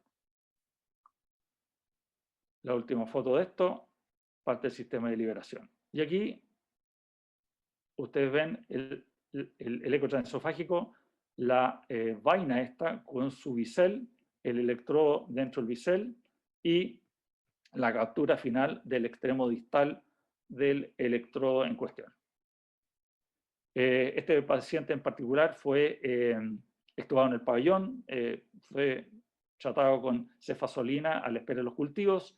El cultivo, con la inmensa mayoría de estos pacientes, reveló una estafilocoagulación negativa multisensible, tratado con antibióticos endovenosos por un tiempo, luego Aumentit por 10 días y para su casa. Ahora, un tema importante es que como este paciente, que no tenía necesidad de ritmo cardíaco por medio de un marcapasos, alrededor del 30% de los pacientes no requieren un marcapaso definitivo en las experiencias internacionales de extracción de electrodos y dispositivos infectados. Así que eso hace un cuestionamiento a nuestros colegas cardiólogos, cómo se indican y cómo se ponen tantos dispositivos que finalmente no se utilizan. Ahora, para aquellos pacientes que tienen dependencia de marcapaso, ¿cómo se hace? En la inducción de la anestesia se le coloca un chet, ustedes lo ven ahí, a través del mismo se coloca un electrodo atornillado en el ventrículo derecho y este se coloca y se conecta a un marcapaso BBI que se sutura a la piel del paciente de manera tal de asegurar un ritmo cardíaco durante el procedimiento, dependiendo el enfermo de estímulo cardíaco externo, y también durante el postoperatorio inmediato en que el paciente va a requerir un curso antibiótico antes de podérsele implantar un dispositivo definitivo. Estos son los primeros pacientes que hicimos en Clínica Dávila, todos ellos por infección, endocarditis, exteriorización, endocarditis, infección del bolsillo, exteriorización, endocarditis infecciosa. A la fecha hemos intervenido 24 pacientes utilizando distintos métodos mecánicos de extracción de electrodos y no hemos considerado en esta casuística aquellos pacientes en los cuales los electrodos han salido fácilmente, vale decir, aquellos pacientes en los cuales no ha sido necesario la instrumentalización con los elementos que yo les he mostrado. Estos 24 pacientes han sido instrumentalizados con los equipos disponibles que les he mostrado. Se ha logrado extraer todos los electrodos, estos son más de 50 electrodos en total. No hemos tenido complicaciones salvo un solo paciente que presentó un derrame leve a moderado durante el procedimiento y durante el tiempo de observación. Este no progresó y no fue necesario actuar sobre este derrame pericárdico. No hemos tenido morbilidad ni mortalidad atribuible a las técnicas que se han utilizado y, sin lugar a dudas, la mejoría de los elementos de extracción ha hecho este procedimiento muchísimo más simple, más rápido y mucho más amigable. Y todos los pacientes que hemos realizado hasta la fecha vienen al alta y al seguimiento. Una última palabra para mostrarles estos equipos que son ya utilizados en el mundo alrededor desde hace unos 10 años.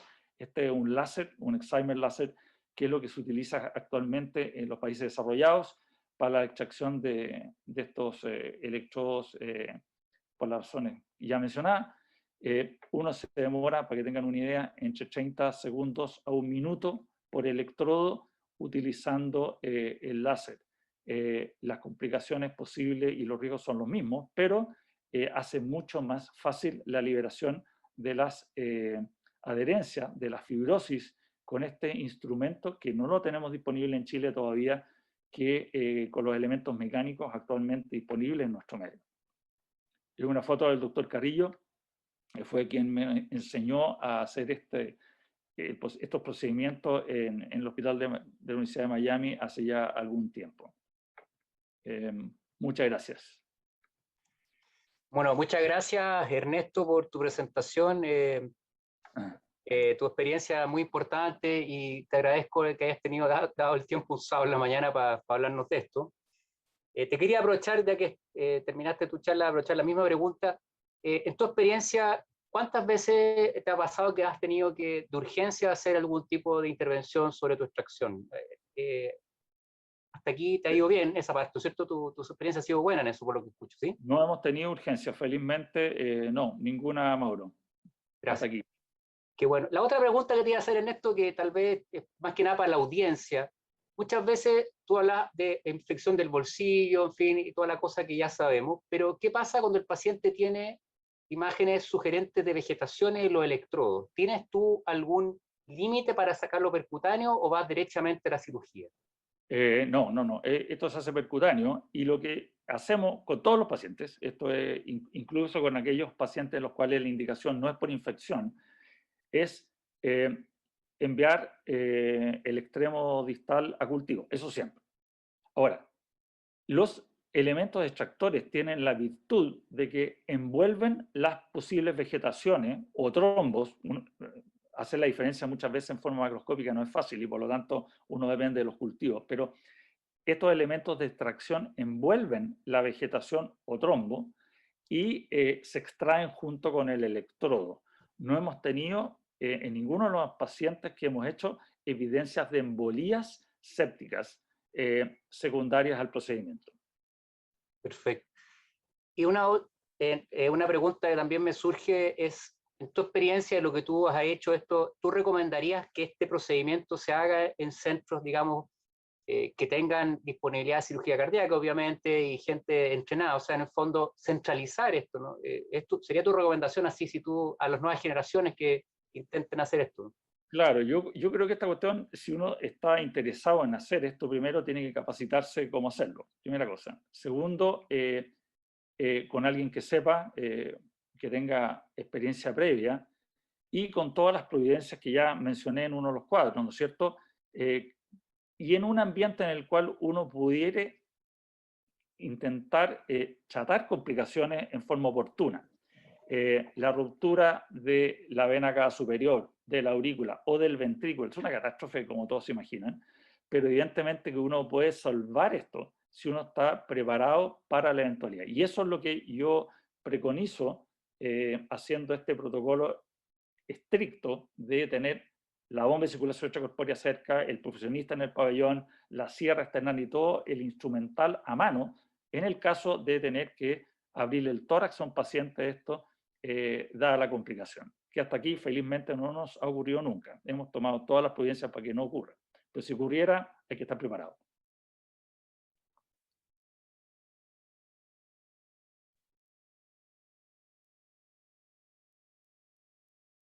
Mauro, tienes el micrófono apagado. Perdona, disculpa. En el tema del caso puntual que mencionó Carlos Piedra, estos electrodos nuevos que estimulan, digamos, la rama izquierda que tienen que atravesar el septum, ¿cuál sería tu perspectiva por una eventual extracción de esos electrodos? ¿Cómo lo ves tú? No es muy distinto que esto. Son electrodos que van a estar igual que la mayoría que los que sacamos atornillados al músculo, y por lo tanto del procedimiento técnico no hay mucha diferencia. Yo diría que lo que dirime, comillas, fácil con comillas, difícil, es el tiempo del implante. Nosotros tenemos pacientes que han tenido implantes de dispositivos de 15 años y evidentemente que en ese contexto uno tiene las mayores de las precauciones dado la magnitud de la fibrosis. Sí, es básicamente eso. Lo mostráis en un cuadro. Esto se hace más difícil cada 3 años. Y por lo tanto, es un enfermo que tiene 15 años de un dispositivo, la verdad es que puede haber un montón de problemas si uno no maneja los procedimientos, las técnicas, ni tiene un protocolo estandarizado de precauciones para evitar complicaciones. No, pero lo que coloca Carlos yo diría que está dentro de lo que uno, digamos, en la forma estándar, por decirlo de alguna manera. Unas preguntas, disculpa Ernesto, te quito un poco de tribuna, es para Carlos Piedra, algunas preguntas que surgen, y una es, el tema económico de tus implantes, de cómo lo ves tú. Tú algo mencionaste de convenio, digamos, con la empresa, pero me gustaría saber que la gente supiera de cuál es la perspectiva económica de un implante de un sistema de estimulación de GIS. Qué bueno que hagas esta pregunta, gracias. Primero, disculparme por la larga presentación, yo la verdad pensaba que iba... Se te fue la onda. Parece que... en el apasionamiento de hacer esto, uno no se da ni cuenta y se le escapan los minutos, ¿ya? Y respecto a lo económico, ¿no es cierto?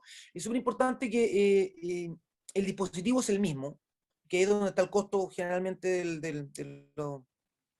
dispositivo es el mismo, la vaina vale, no sé, 40 lucas más que la vaina normal, ¿ya? Perdón, el electrodo, y la vaina vale como 200 lucas, 250 lucas, una cosa así, ¿ya? O sea, con lo que nosotros hicimos en el convenio, logramos de que el marcapaso valga exactamente lo mismo que un marcapaso normal, pero si eso no fuera así, ¿ya? Y se le trasladara al paciente toda la carga de que implica lo más que cuesta el procedimiento, son precios absolutamente razonables. O sea, por 250.000 pesos ahorrarme la posibilidad de tener que colocarme un resincronizador que me va a costar activar el catastrófico más adelante, que son 3 millones de pesos, ¿ya? Y es uno cada 6 pacientes más o menos, el que requiere colocarse el recinto, porque hay muchos que se ven deteriorados, ¿no es cierto? Pero en grado más bajo que no les da como para tener que indicar la técnica, ¿ya? Entonces, yo siento que esto es una cosa que es absolutamente costo efectiva, ¿ya? Son cosas que o la clínica misma decide absorberla porque el precio es bastante bajo, ¿ya? Eh, o, o, o va a ser claramente manejable, o sea, no va a ser un tema, no es como que, por ejemplo, cuando yo hago el símil de esto, entre cuando se colocaban los marcapasos en Apex y se empezaron a colocar en Septum. O sea, no hubo un debate económico por esto, ¿ya? Se empezaron a colocar en Septum, ¿no es cierto? Los QRS de pasar de 220, 200, pasaron a 160, 180, fue un salto, fue un avance, ¿no es cierto? Pero no hubo economía detrás de esto, ¿ya? Yo siento que no va a haber economía detrás de este salto porque es un salto importante, cualitativo importante en resultados que vamos a tener a largo plazo, porque con esto se mata el mito de que el mejor pacing es el pacing y el mínimo para que no tenga síntomas. Aquí muchas veces yo quiero tratar de tener el máximo pacing, ¿ya? Tengo un paciente con bloqueo trifascicular sintomático, por ejemplo, y su QRS es de 160, ¿no es cierto? Le coloco el dispositivo, queda con 120, 110, ¿ya? Y más encima queda con corrección AB, porque como tenía trifascicular, tenía la B prolongado, lo dejo mucho mejor, ¿ya? Entonces pienso como un resincro, pero en realidad estoy colocando un marcapaso, ¿no? ¿Ya? Y el costo es mínimo, entonces no creo que debiera ser un tema, el tema económico para colocar este marcapaso. Por eso que lo podemos hacer y lo estamos haciendo todos los pacientes. Otra pregunta que sale del público para ti, Carlos, es con respecto a qué pasa con los umbrales a largo plazo entre, algo mencionaste, pero quiero recalcarlo, entre el sistema de estimulación gisiana, propiamente tal, sí, o estimular a la técnica de Wang. Mira, esta pregunta es súper buena, ¿ya?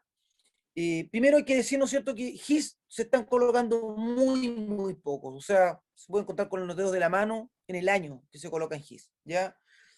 Yo personalmente no coloco GIS, ¿ya? Puedo hacerlo, pero me demoro lo mismo que me demoro colocar un resincronizador, y si voy a hacer eso, prefiero colocar un rama izquierda y el resincro, y me va a quedar mejor que el GIS, sin tener que desear tanto. Hay que entender de que esta cuestión no es solo cuánto te demoras y cuánto radio das, sino que tiene que ver con cuántos pasos das para lograr el objetivo. Entonces, colocar un resincronizador tiene muchos pasos. Entonces, en cada paso te puede demorar más o menos, ¿ya? Mientras que en el GIS son 2 o 3 pasos. Entonces, si estáis 1 hora y media en 2 o 3 pasos, o sea, uno termina agotado y chato, ¿ya? Es como, no sé, Ernesto, si hace un bypass y en el bypass se demoró 40 minutos, ¿no es cierto? 1 hora, anduvo todo el jueves, ¿ya? Entonces terminó la hora y llega feliz a la casa, ¿me entendés, no?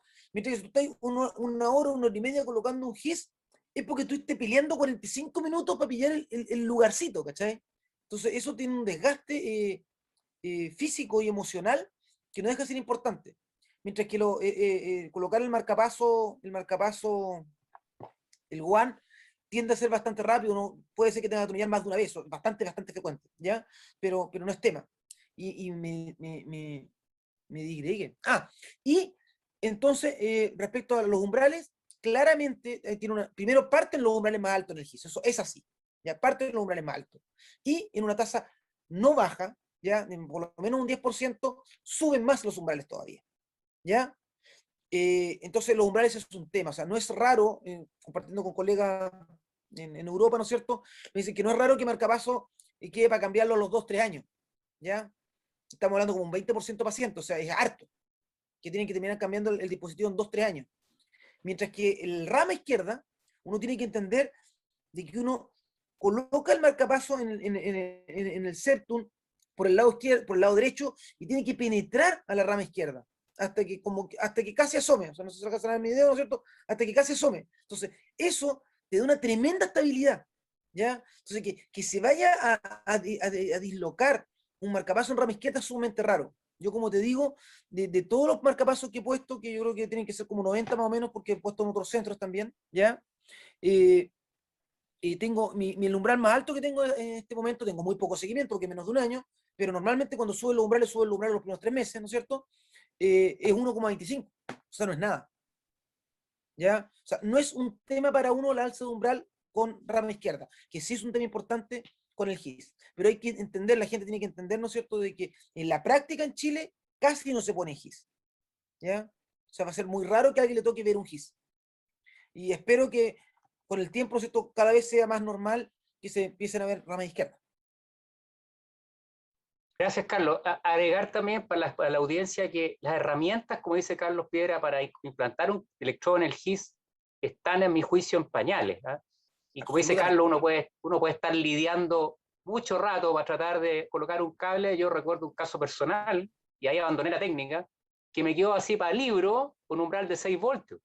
Entonces eso es perder una hora de tiempo, no sé cuánto rato radioscopía para quedar con un umbral de 6, o sea, es una cosa muy, muy desmoralizante. Ernesto, hay dos preguntas que te quieren hacer el público, y una es, cuando tú haces el sistema de extracción, preguntan acá si es necesario cortar el cabo, digamos, del electrodo que se conecta al marcapaso, donde se gira el tornillo. Es una pregunta técnica que hacen acá. Y la otra pregunta es, en el mismo sentido también, es digamos, qué data de electrodo se puede, en tu experiencia, extraer sin sistema, digamos, como el que tú mencionas. O sea, en el fondo estamos hablando de un paciente fuera de Santiago que no tiene opción de cirugía cardíaca y tiene un marcapaso. ¿Hasta qué tiempo de evolución de ese marcapaso tú crees que es posible o factible, en tu experiencia, sacarlo sin este sistema de extracción? Esas son las dos preguntas. Uno diseca el electrodo, ¿no es cierto? Habiendo extraído ya el dispositivo, marcapaso, resincro, lo que fuere, en toda su longitud del bolsillo, ¿no es cierto? Lo extrae lo más que puede. Luego uno secciona el electrodo sobre la cubierta plástica y por el lumen que tiene el electrodo introduce el sistema de liberación. Y este es el que tiene esta especie de stent que se expande y le da sostén al electrodo de manera tal de que uno pueda trabajar desde fuera. Así es como se hace. Con respecto a los plazos, yo diría que en general un marcapaso que tiene menos de 2 años sale fácil, sale a la primera, en general. Pero un marcapaso que tiene 3 o más años, probablemente la fibrosis endocárdica que va a tener en distintos sitios y que son básicamente el sitio de entrada en la vena subclavia izquierda, luego donde da la vuelta en la vena cava superior, luego la llegada de la vena cava superior a la aurícula, eventualmente la tricúspide y la punta del electrodo. Esos son los sitios más peliagudos, por decir de alguna manera, y donde uno puede tener problemas de desgarro y perforaciones. Por lo tanto, si uno tiene un electrodo de 2 años, probablemente salga fácil. es lo más probable, y eso se puede hacer en cualquier parte. Carlos, otra pregunta del público es, si, tu experiencia, ¿qué porcentaje de los pacientes que tú haces esto existe bloqueo AB completo transitorio con asistolía que requiera algún tipo de maniobras, digamos, de estimulación de urgencia? Y si, eso es, digamos, la experiencia que tú has tenido. Eso es una pregunta. Y la segunda es, si tú tienes un paciente con un bloqueo AB completo, ¿le colocas un electrodo de backup en el ventrículo derecho? Son las dos preguntas. Ya. Perfecto. La primera pregunta era ¿cuántas veces se me ha bloqueado un paciente? Se me ha bloqueado una vez un paciente, ¿ya? En poquito más de 90 pacientes, no llego a 100, pero 90 pacientes, ¿ya? Que básicamente también es lo que pasa con los marcapasos comunes y silvestres, ¿ya? Cuando uno coloca marcapasos comunes y silvestres, no es tan extraño que de repente se te bloquea un paciente, sobre todo estos que están con bloqueo 2x1, que tú metes el electrodo para adentro del ventrículo, haciendo todos receptores ventriculares.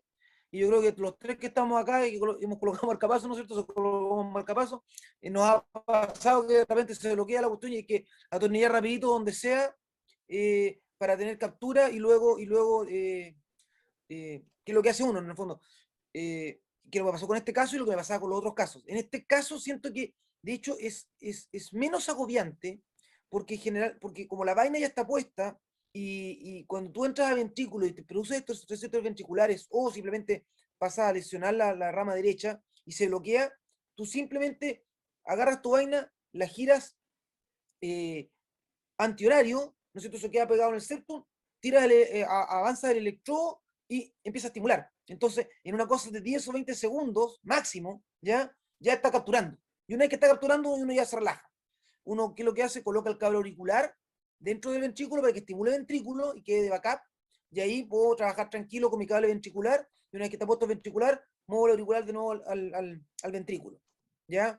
De hecho, uno de los pacientes, o sea, que está en el gráfico, y ese pasa desapercibido tanto en tiempo operatorio como en tiempo de radioscopía porque no fue mucho más de lo normal. O sea, uno no entra asustado de que eso pueda pasar, para serte sincero, no más asustado de lo que pasa con un paciente normal, ¿ya? Eso era una. Y la otra era... Y la otra es, si tú le dejas un electrodo de backup en el ventrículo derecho en el caso de implantar estos dispositivos de sistema HIS-Purkinje, digamos, Nunca, porque con bloqueo de como te completo, dije, con bloqueo de completo. no, da lo mismo con bloqueo. Me puedo compartir pantalla, ¿no es cierto? No sé, hay que Puedo aprovechar a preguntarle colocar... al hombre que maneja las cosas computacionales aquí. ¿Se comparte? Sí. Sí.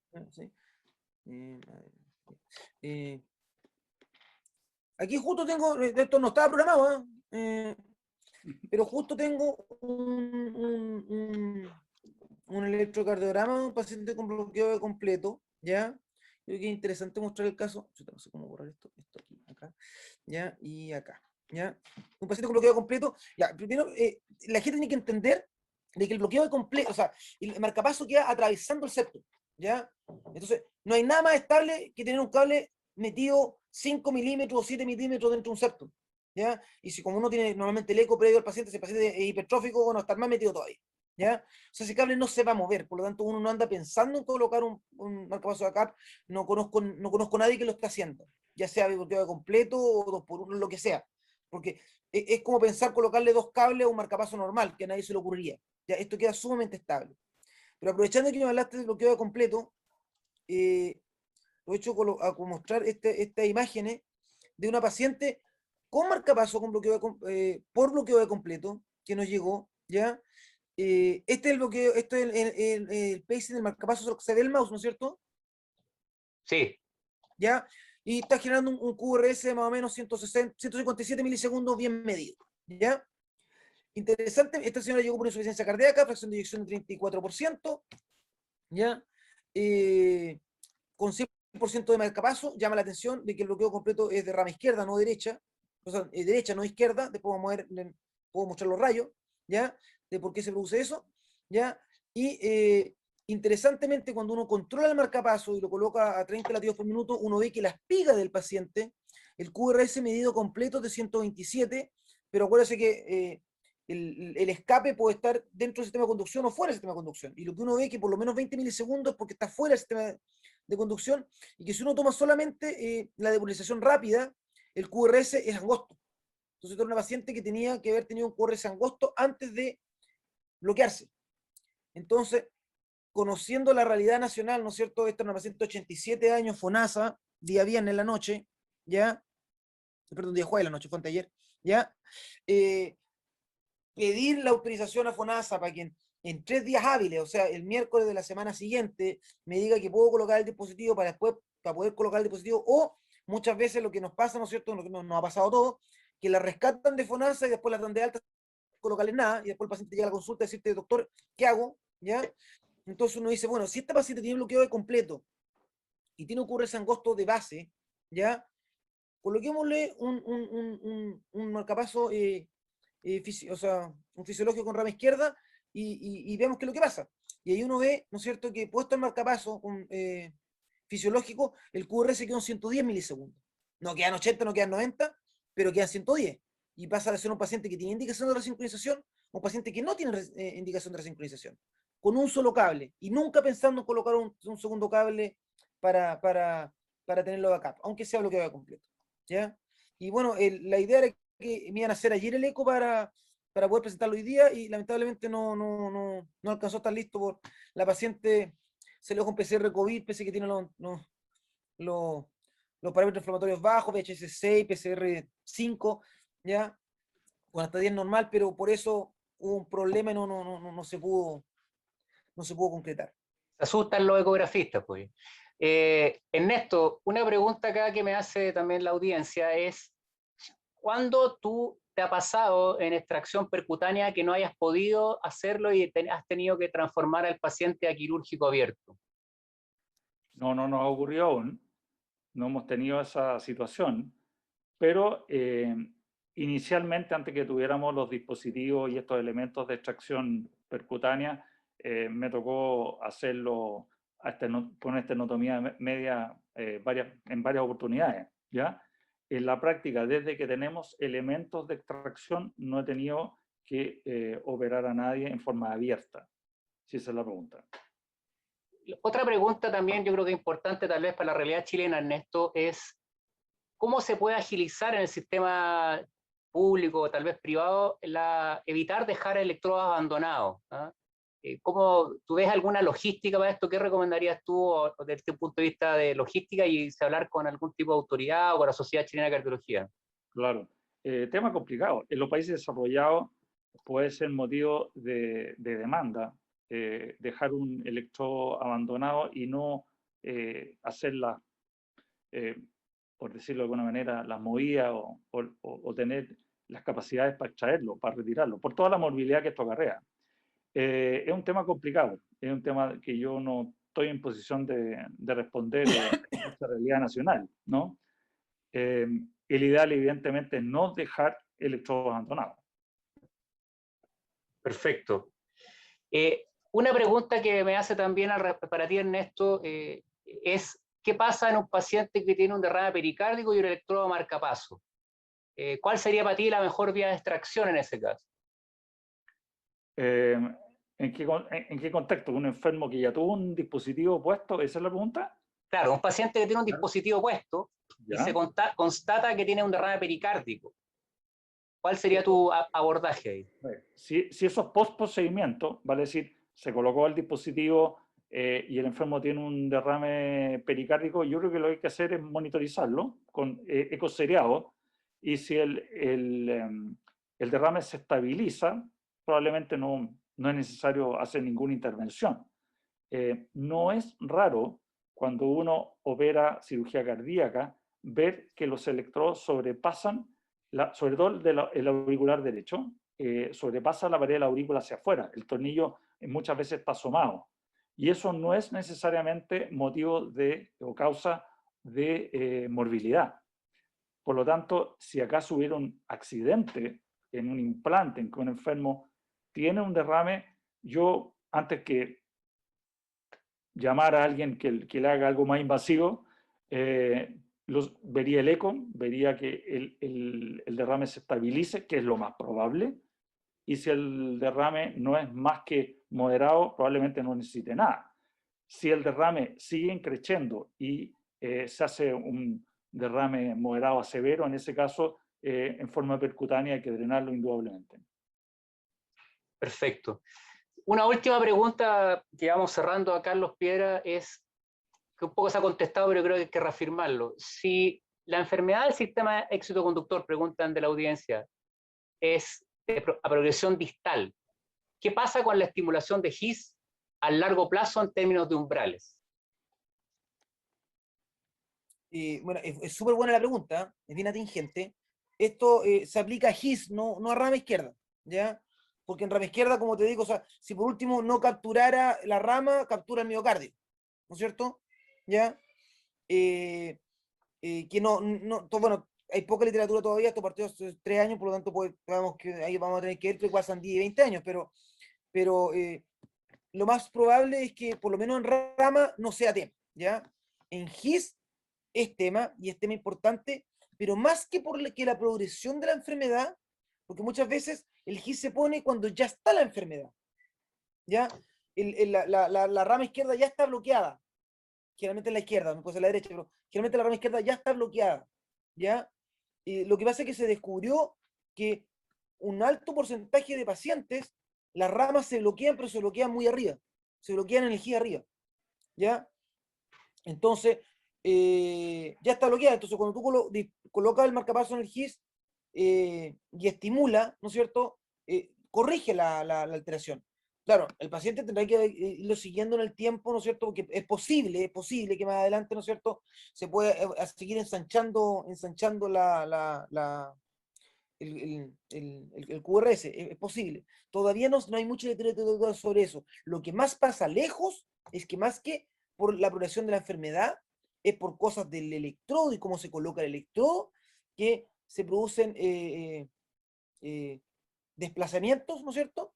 Y esos desplazamientos, micro desplazamientos, que implican alzas de umbral. O sea, la mayoría de las alzas de umbral no están dadas por la progresión de la enfermedad, sino que están dadas por un problema técnico de cómo queda puesto el electrodo, o qué tan firme es el territorio donde uno coloca el electrodo. ¿Ya? Es un problema propio de la técnica. ¿Ya? En general lo que pasa es que, claro, muchas veces las cosas pueden corregir y después descorregirse, pero eso es como la excepción. La excepción. Ahora, lo que hay que entender también es que tenemos muy poco tiempo de seguimiento. O sea, si yo te dijera que llevamos 20 años haciendo esto, yo te puedo decir tranquilo, oye, no, esto no va a pasar nada, ¿no es cierto? No es el caso. Los GIS se están colocando de verdad desde como el 2014, por lo tanto no hay mucho seguimiento, y es una pregunta que es absolutamente factible de hacer, ¿ya? Pero en el caso del GIS uno está bastante tranquilo porque si la rama, o sea, el sistema de conducción se empezara a echar a perder, bueno, el QRS se viene ensanchando, pero en ningún caso va a perder captura porque si no captura la rama porque va a capturar el miocardio y el miocardio va a ser su pega. Bueno, exacto. Bueno, lo que sí puedo comentar, disculpa, sí, lo que sí puedo comentar es que un par de veces he tenido pacientes con infartos septales, ¿ya? Donde tú donde no hay captura. Ya tú te colocas en el lugar anatómico donde no hay que colocarse, ¿no es cierto? Tú disparas y, o sea, hay captura, pero con umbrales muy, muy altos. ¿Ya? Y ahí lo que uno tiene que hacer simplemente es salirse de ese lugar, ¿no es cierto? Colocarse en un lugar más, un poquito más alejado, que te va a generar un QRS un poquito más ancho, pero que te da umbrales que sean más aceptables. claro. ¿Ya? Eso me ha pasado, pero son casos excepcionales. Y una última pregunta para Ernesto. Si tú tuvieras que elegir entre extracción con las vainas, la pistola que tú mencionabas, Pectanetrix, o láser, ¿qué preferirías? ¿Ernesto? ¿Estás con el micrófono apagado, Ernesto?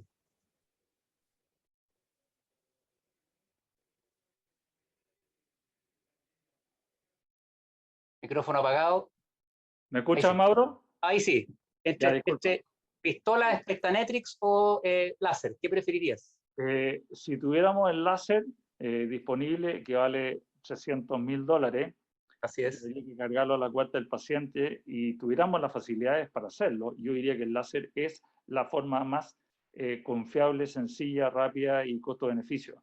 El tema es que la empresa que trae estos equipos hizo los estudios de factibilidad y salen para atrás. Entonces, en definitiva, no lo tenemos por esa causa. Ahora, es la forma en que se hace en los países desarrollados, con el láser.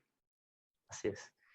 Bueno, está avanzada la hora, llevamos bastante rato, este tema es muy interesante, yo creo que ha habido hartas preguntas, hemos tratado de responderlas, algunas yo las he respondido directamente a través del sistema, y les agradezco a ambos, a Carlos y a Ernesto, por su tiempo, por su dedicación, la preparación, y por compartir su expertise en estos temas, y por supuesto también a la audiencia que ha estado presente un día, no sé si me están escuchando, por un día, digamos, sábado, ¿no es cierto?, a esta hora. Y una vez más, gracias a la Sociedad China de Cardiología por permitirnos este tipo de reuniones. Y no tengo nada más que decir, sino que agradecer a todos y será hasta una próxima oportunidad. Muchas gracias a todos. Muchas gracias. Muchas gracias por la invitación. Gracias, Ok. Mauro, gracias por la invitación. Saludos, Carlos. Chao, gusto. Muchas gracias. Chao, chao. Saludos a todos.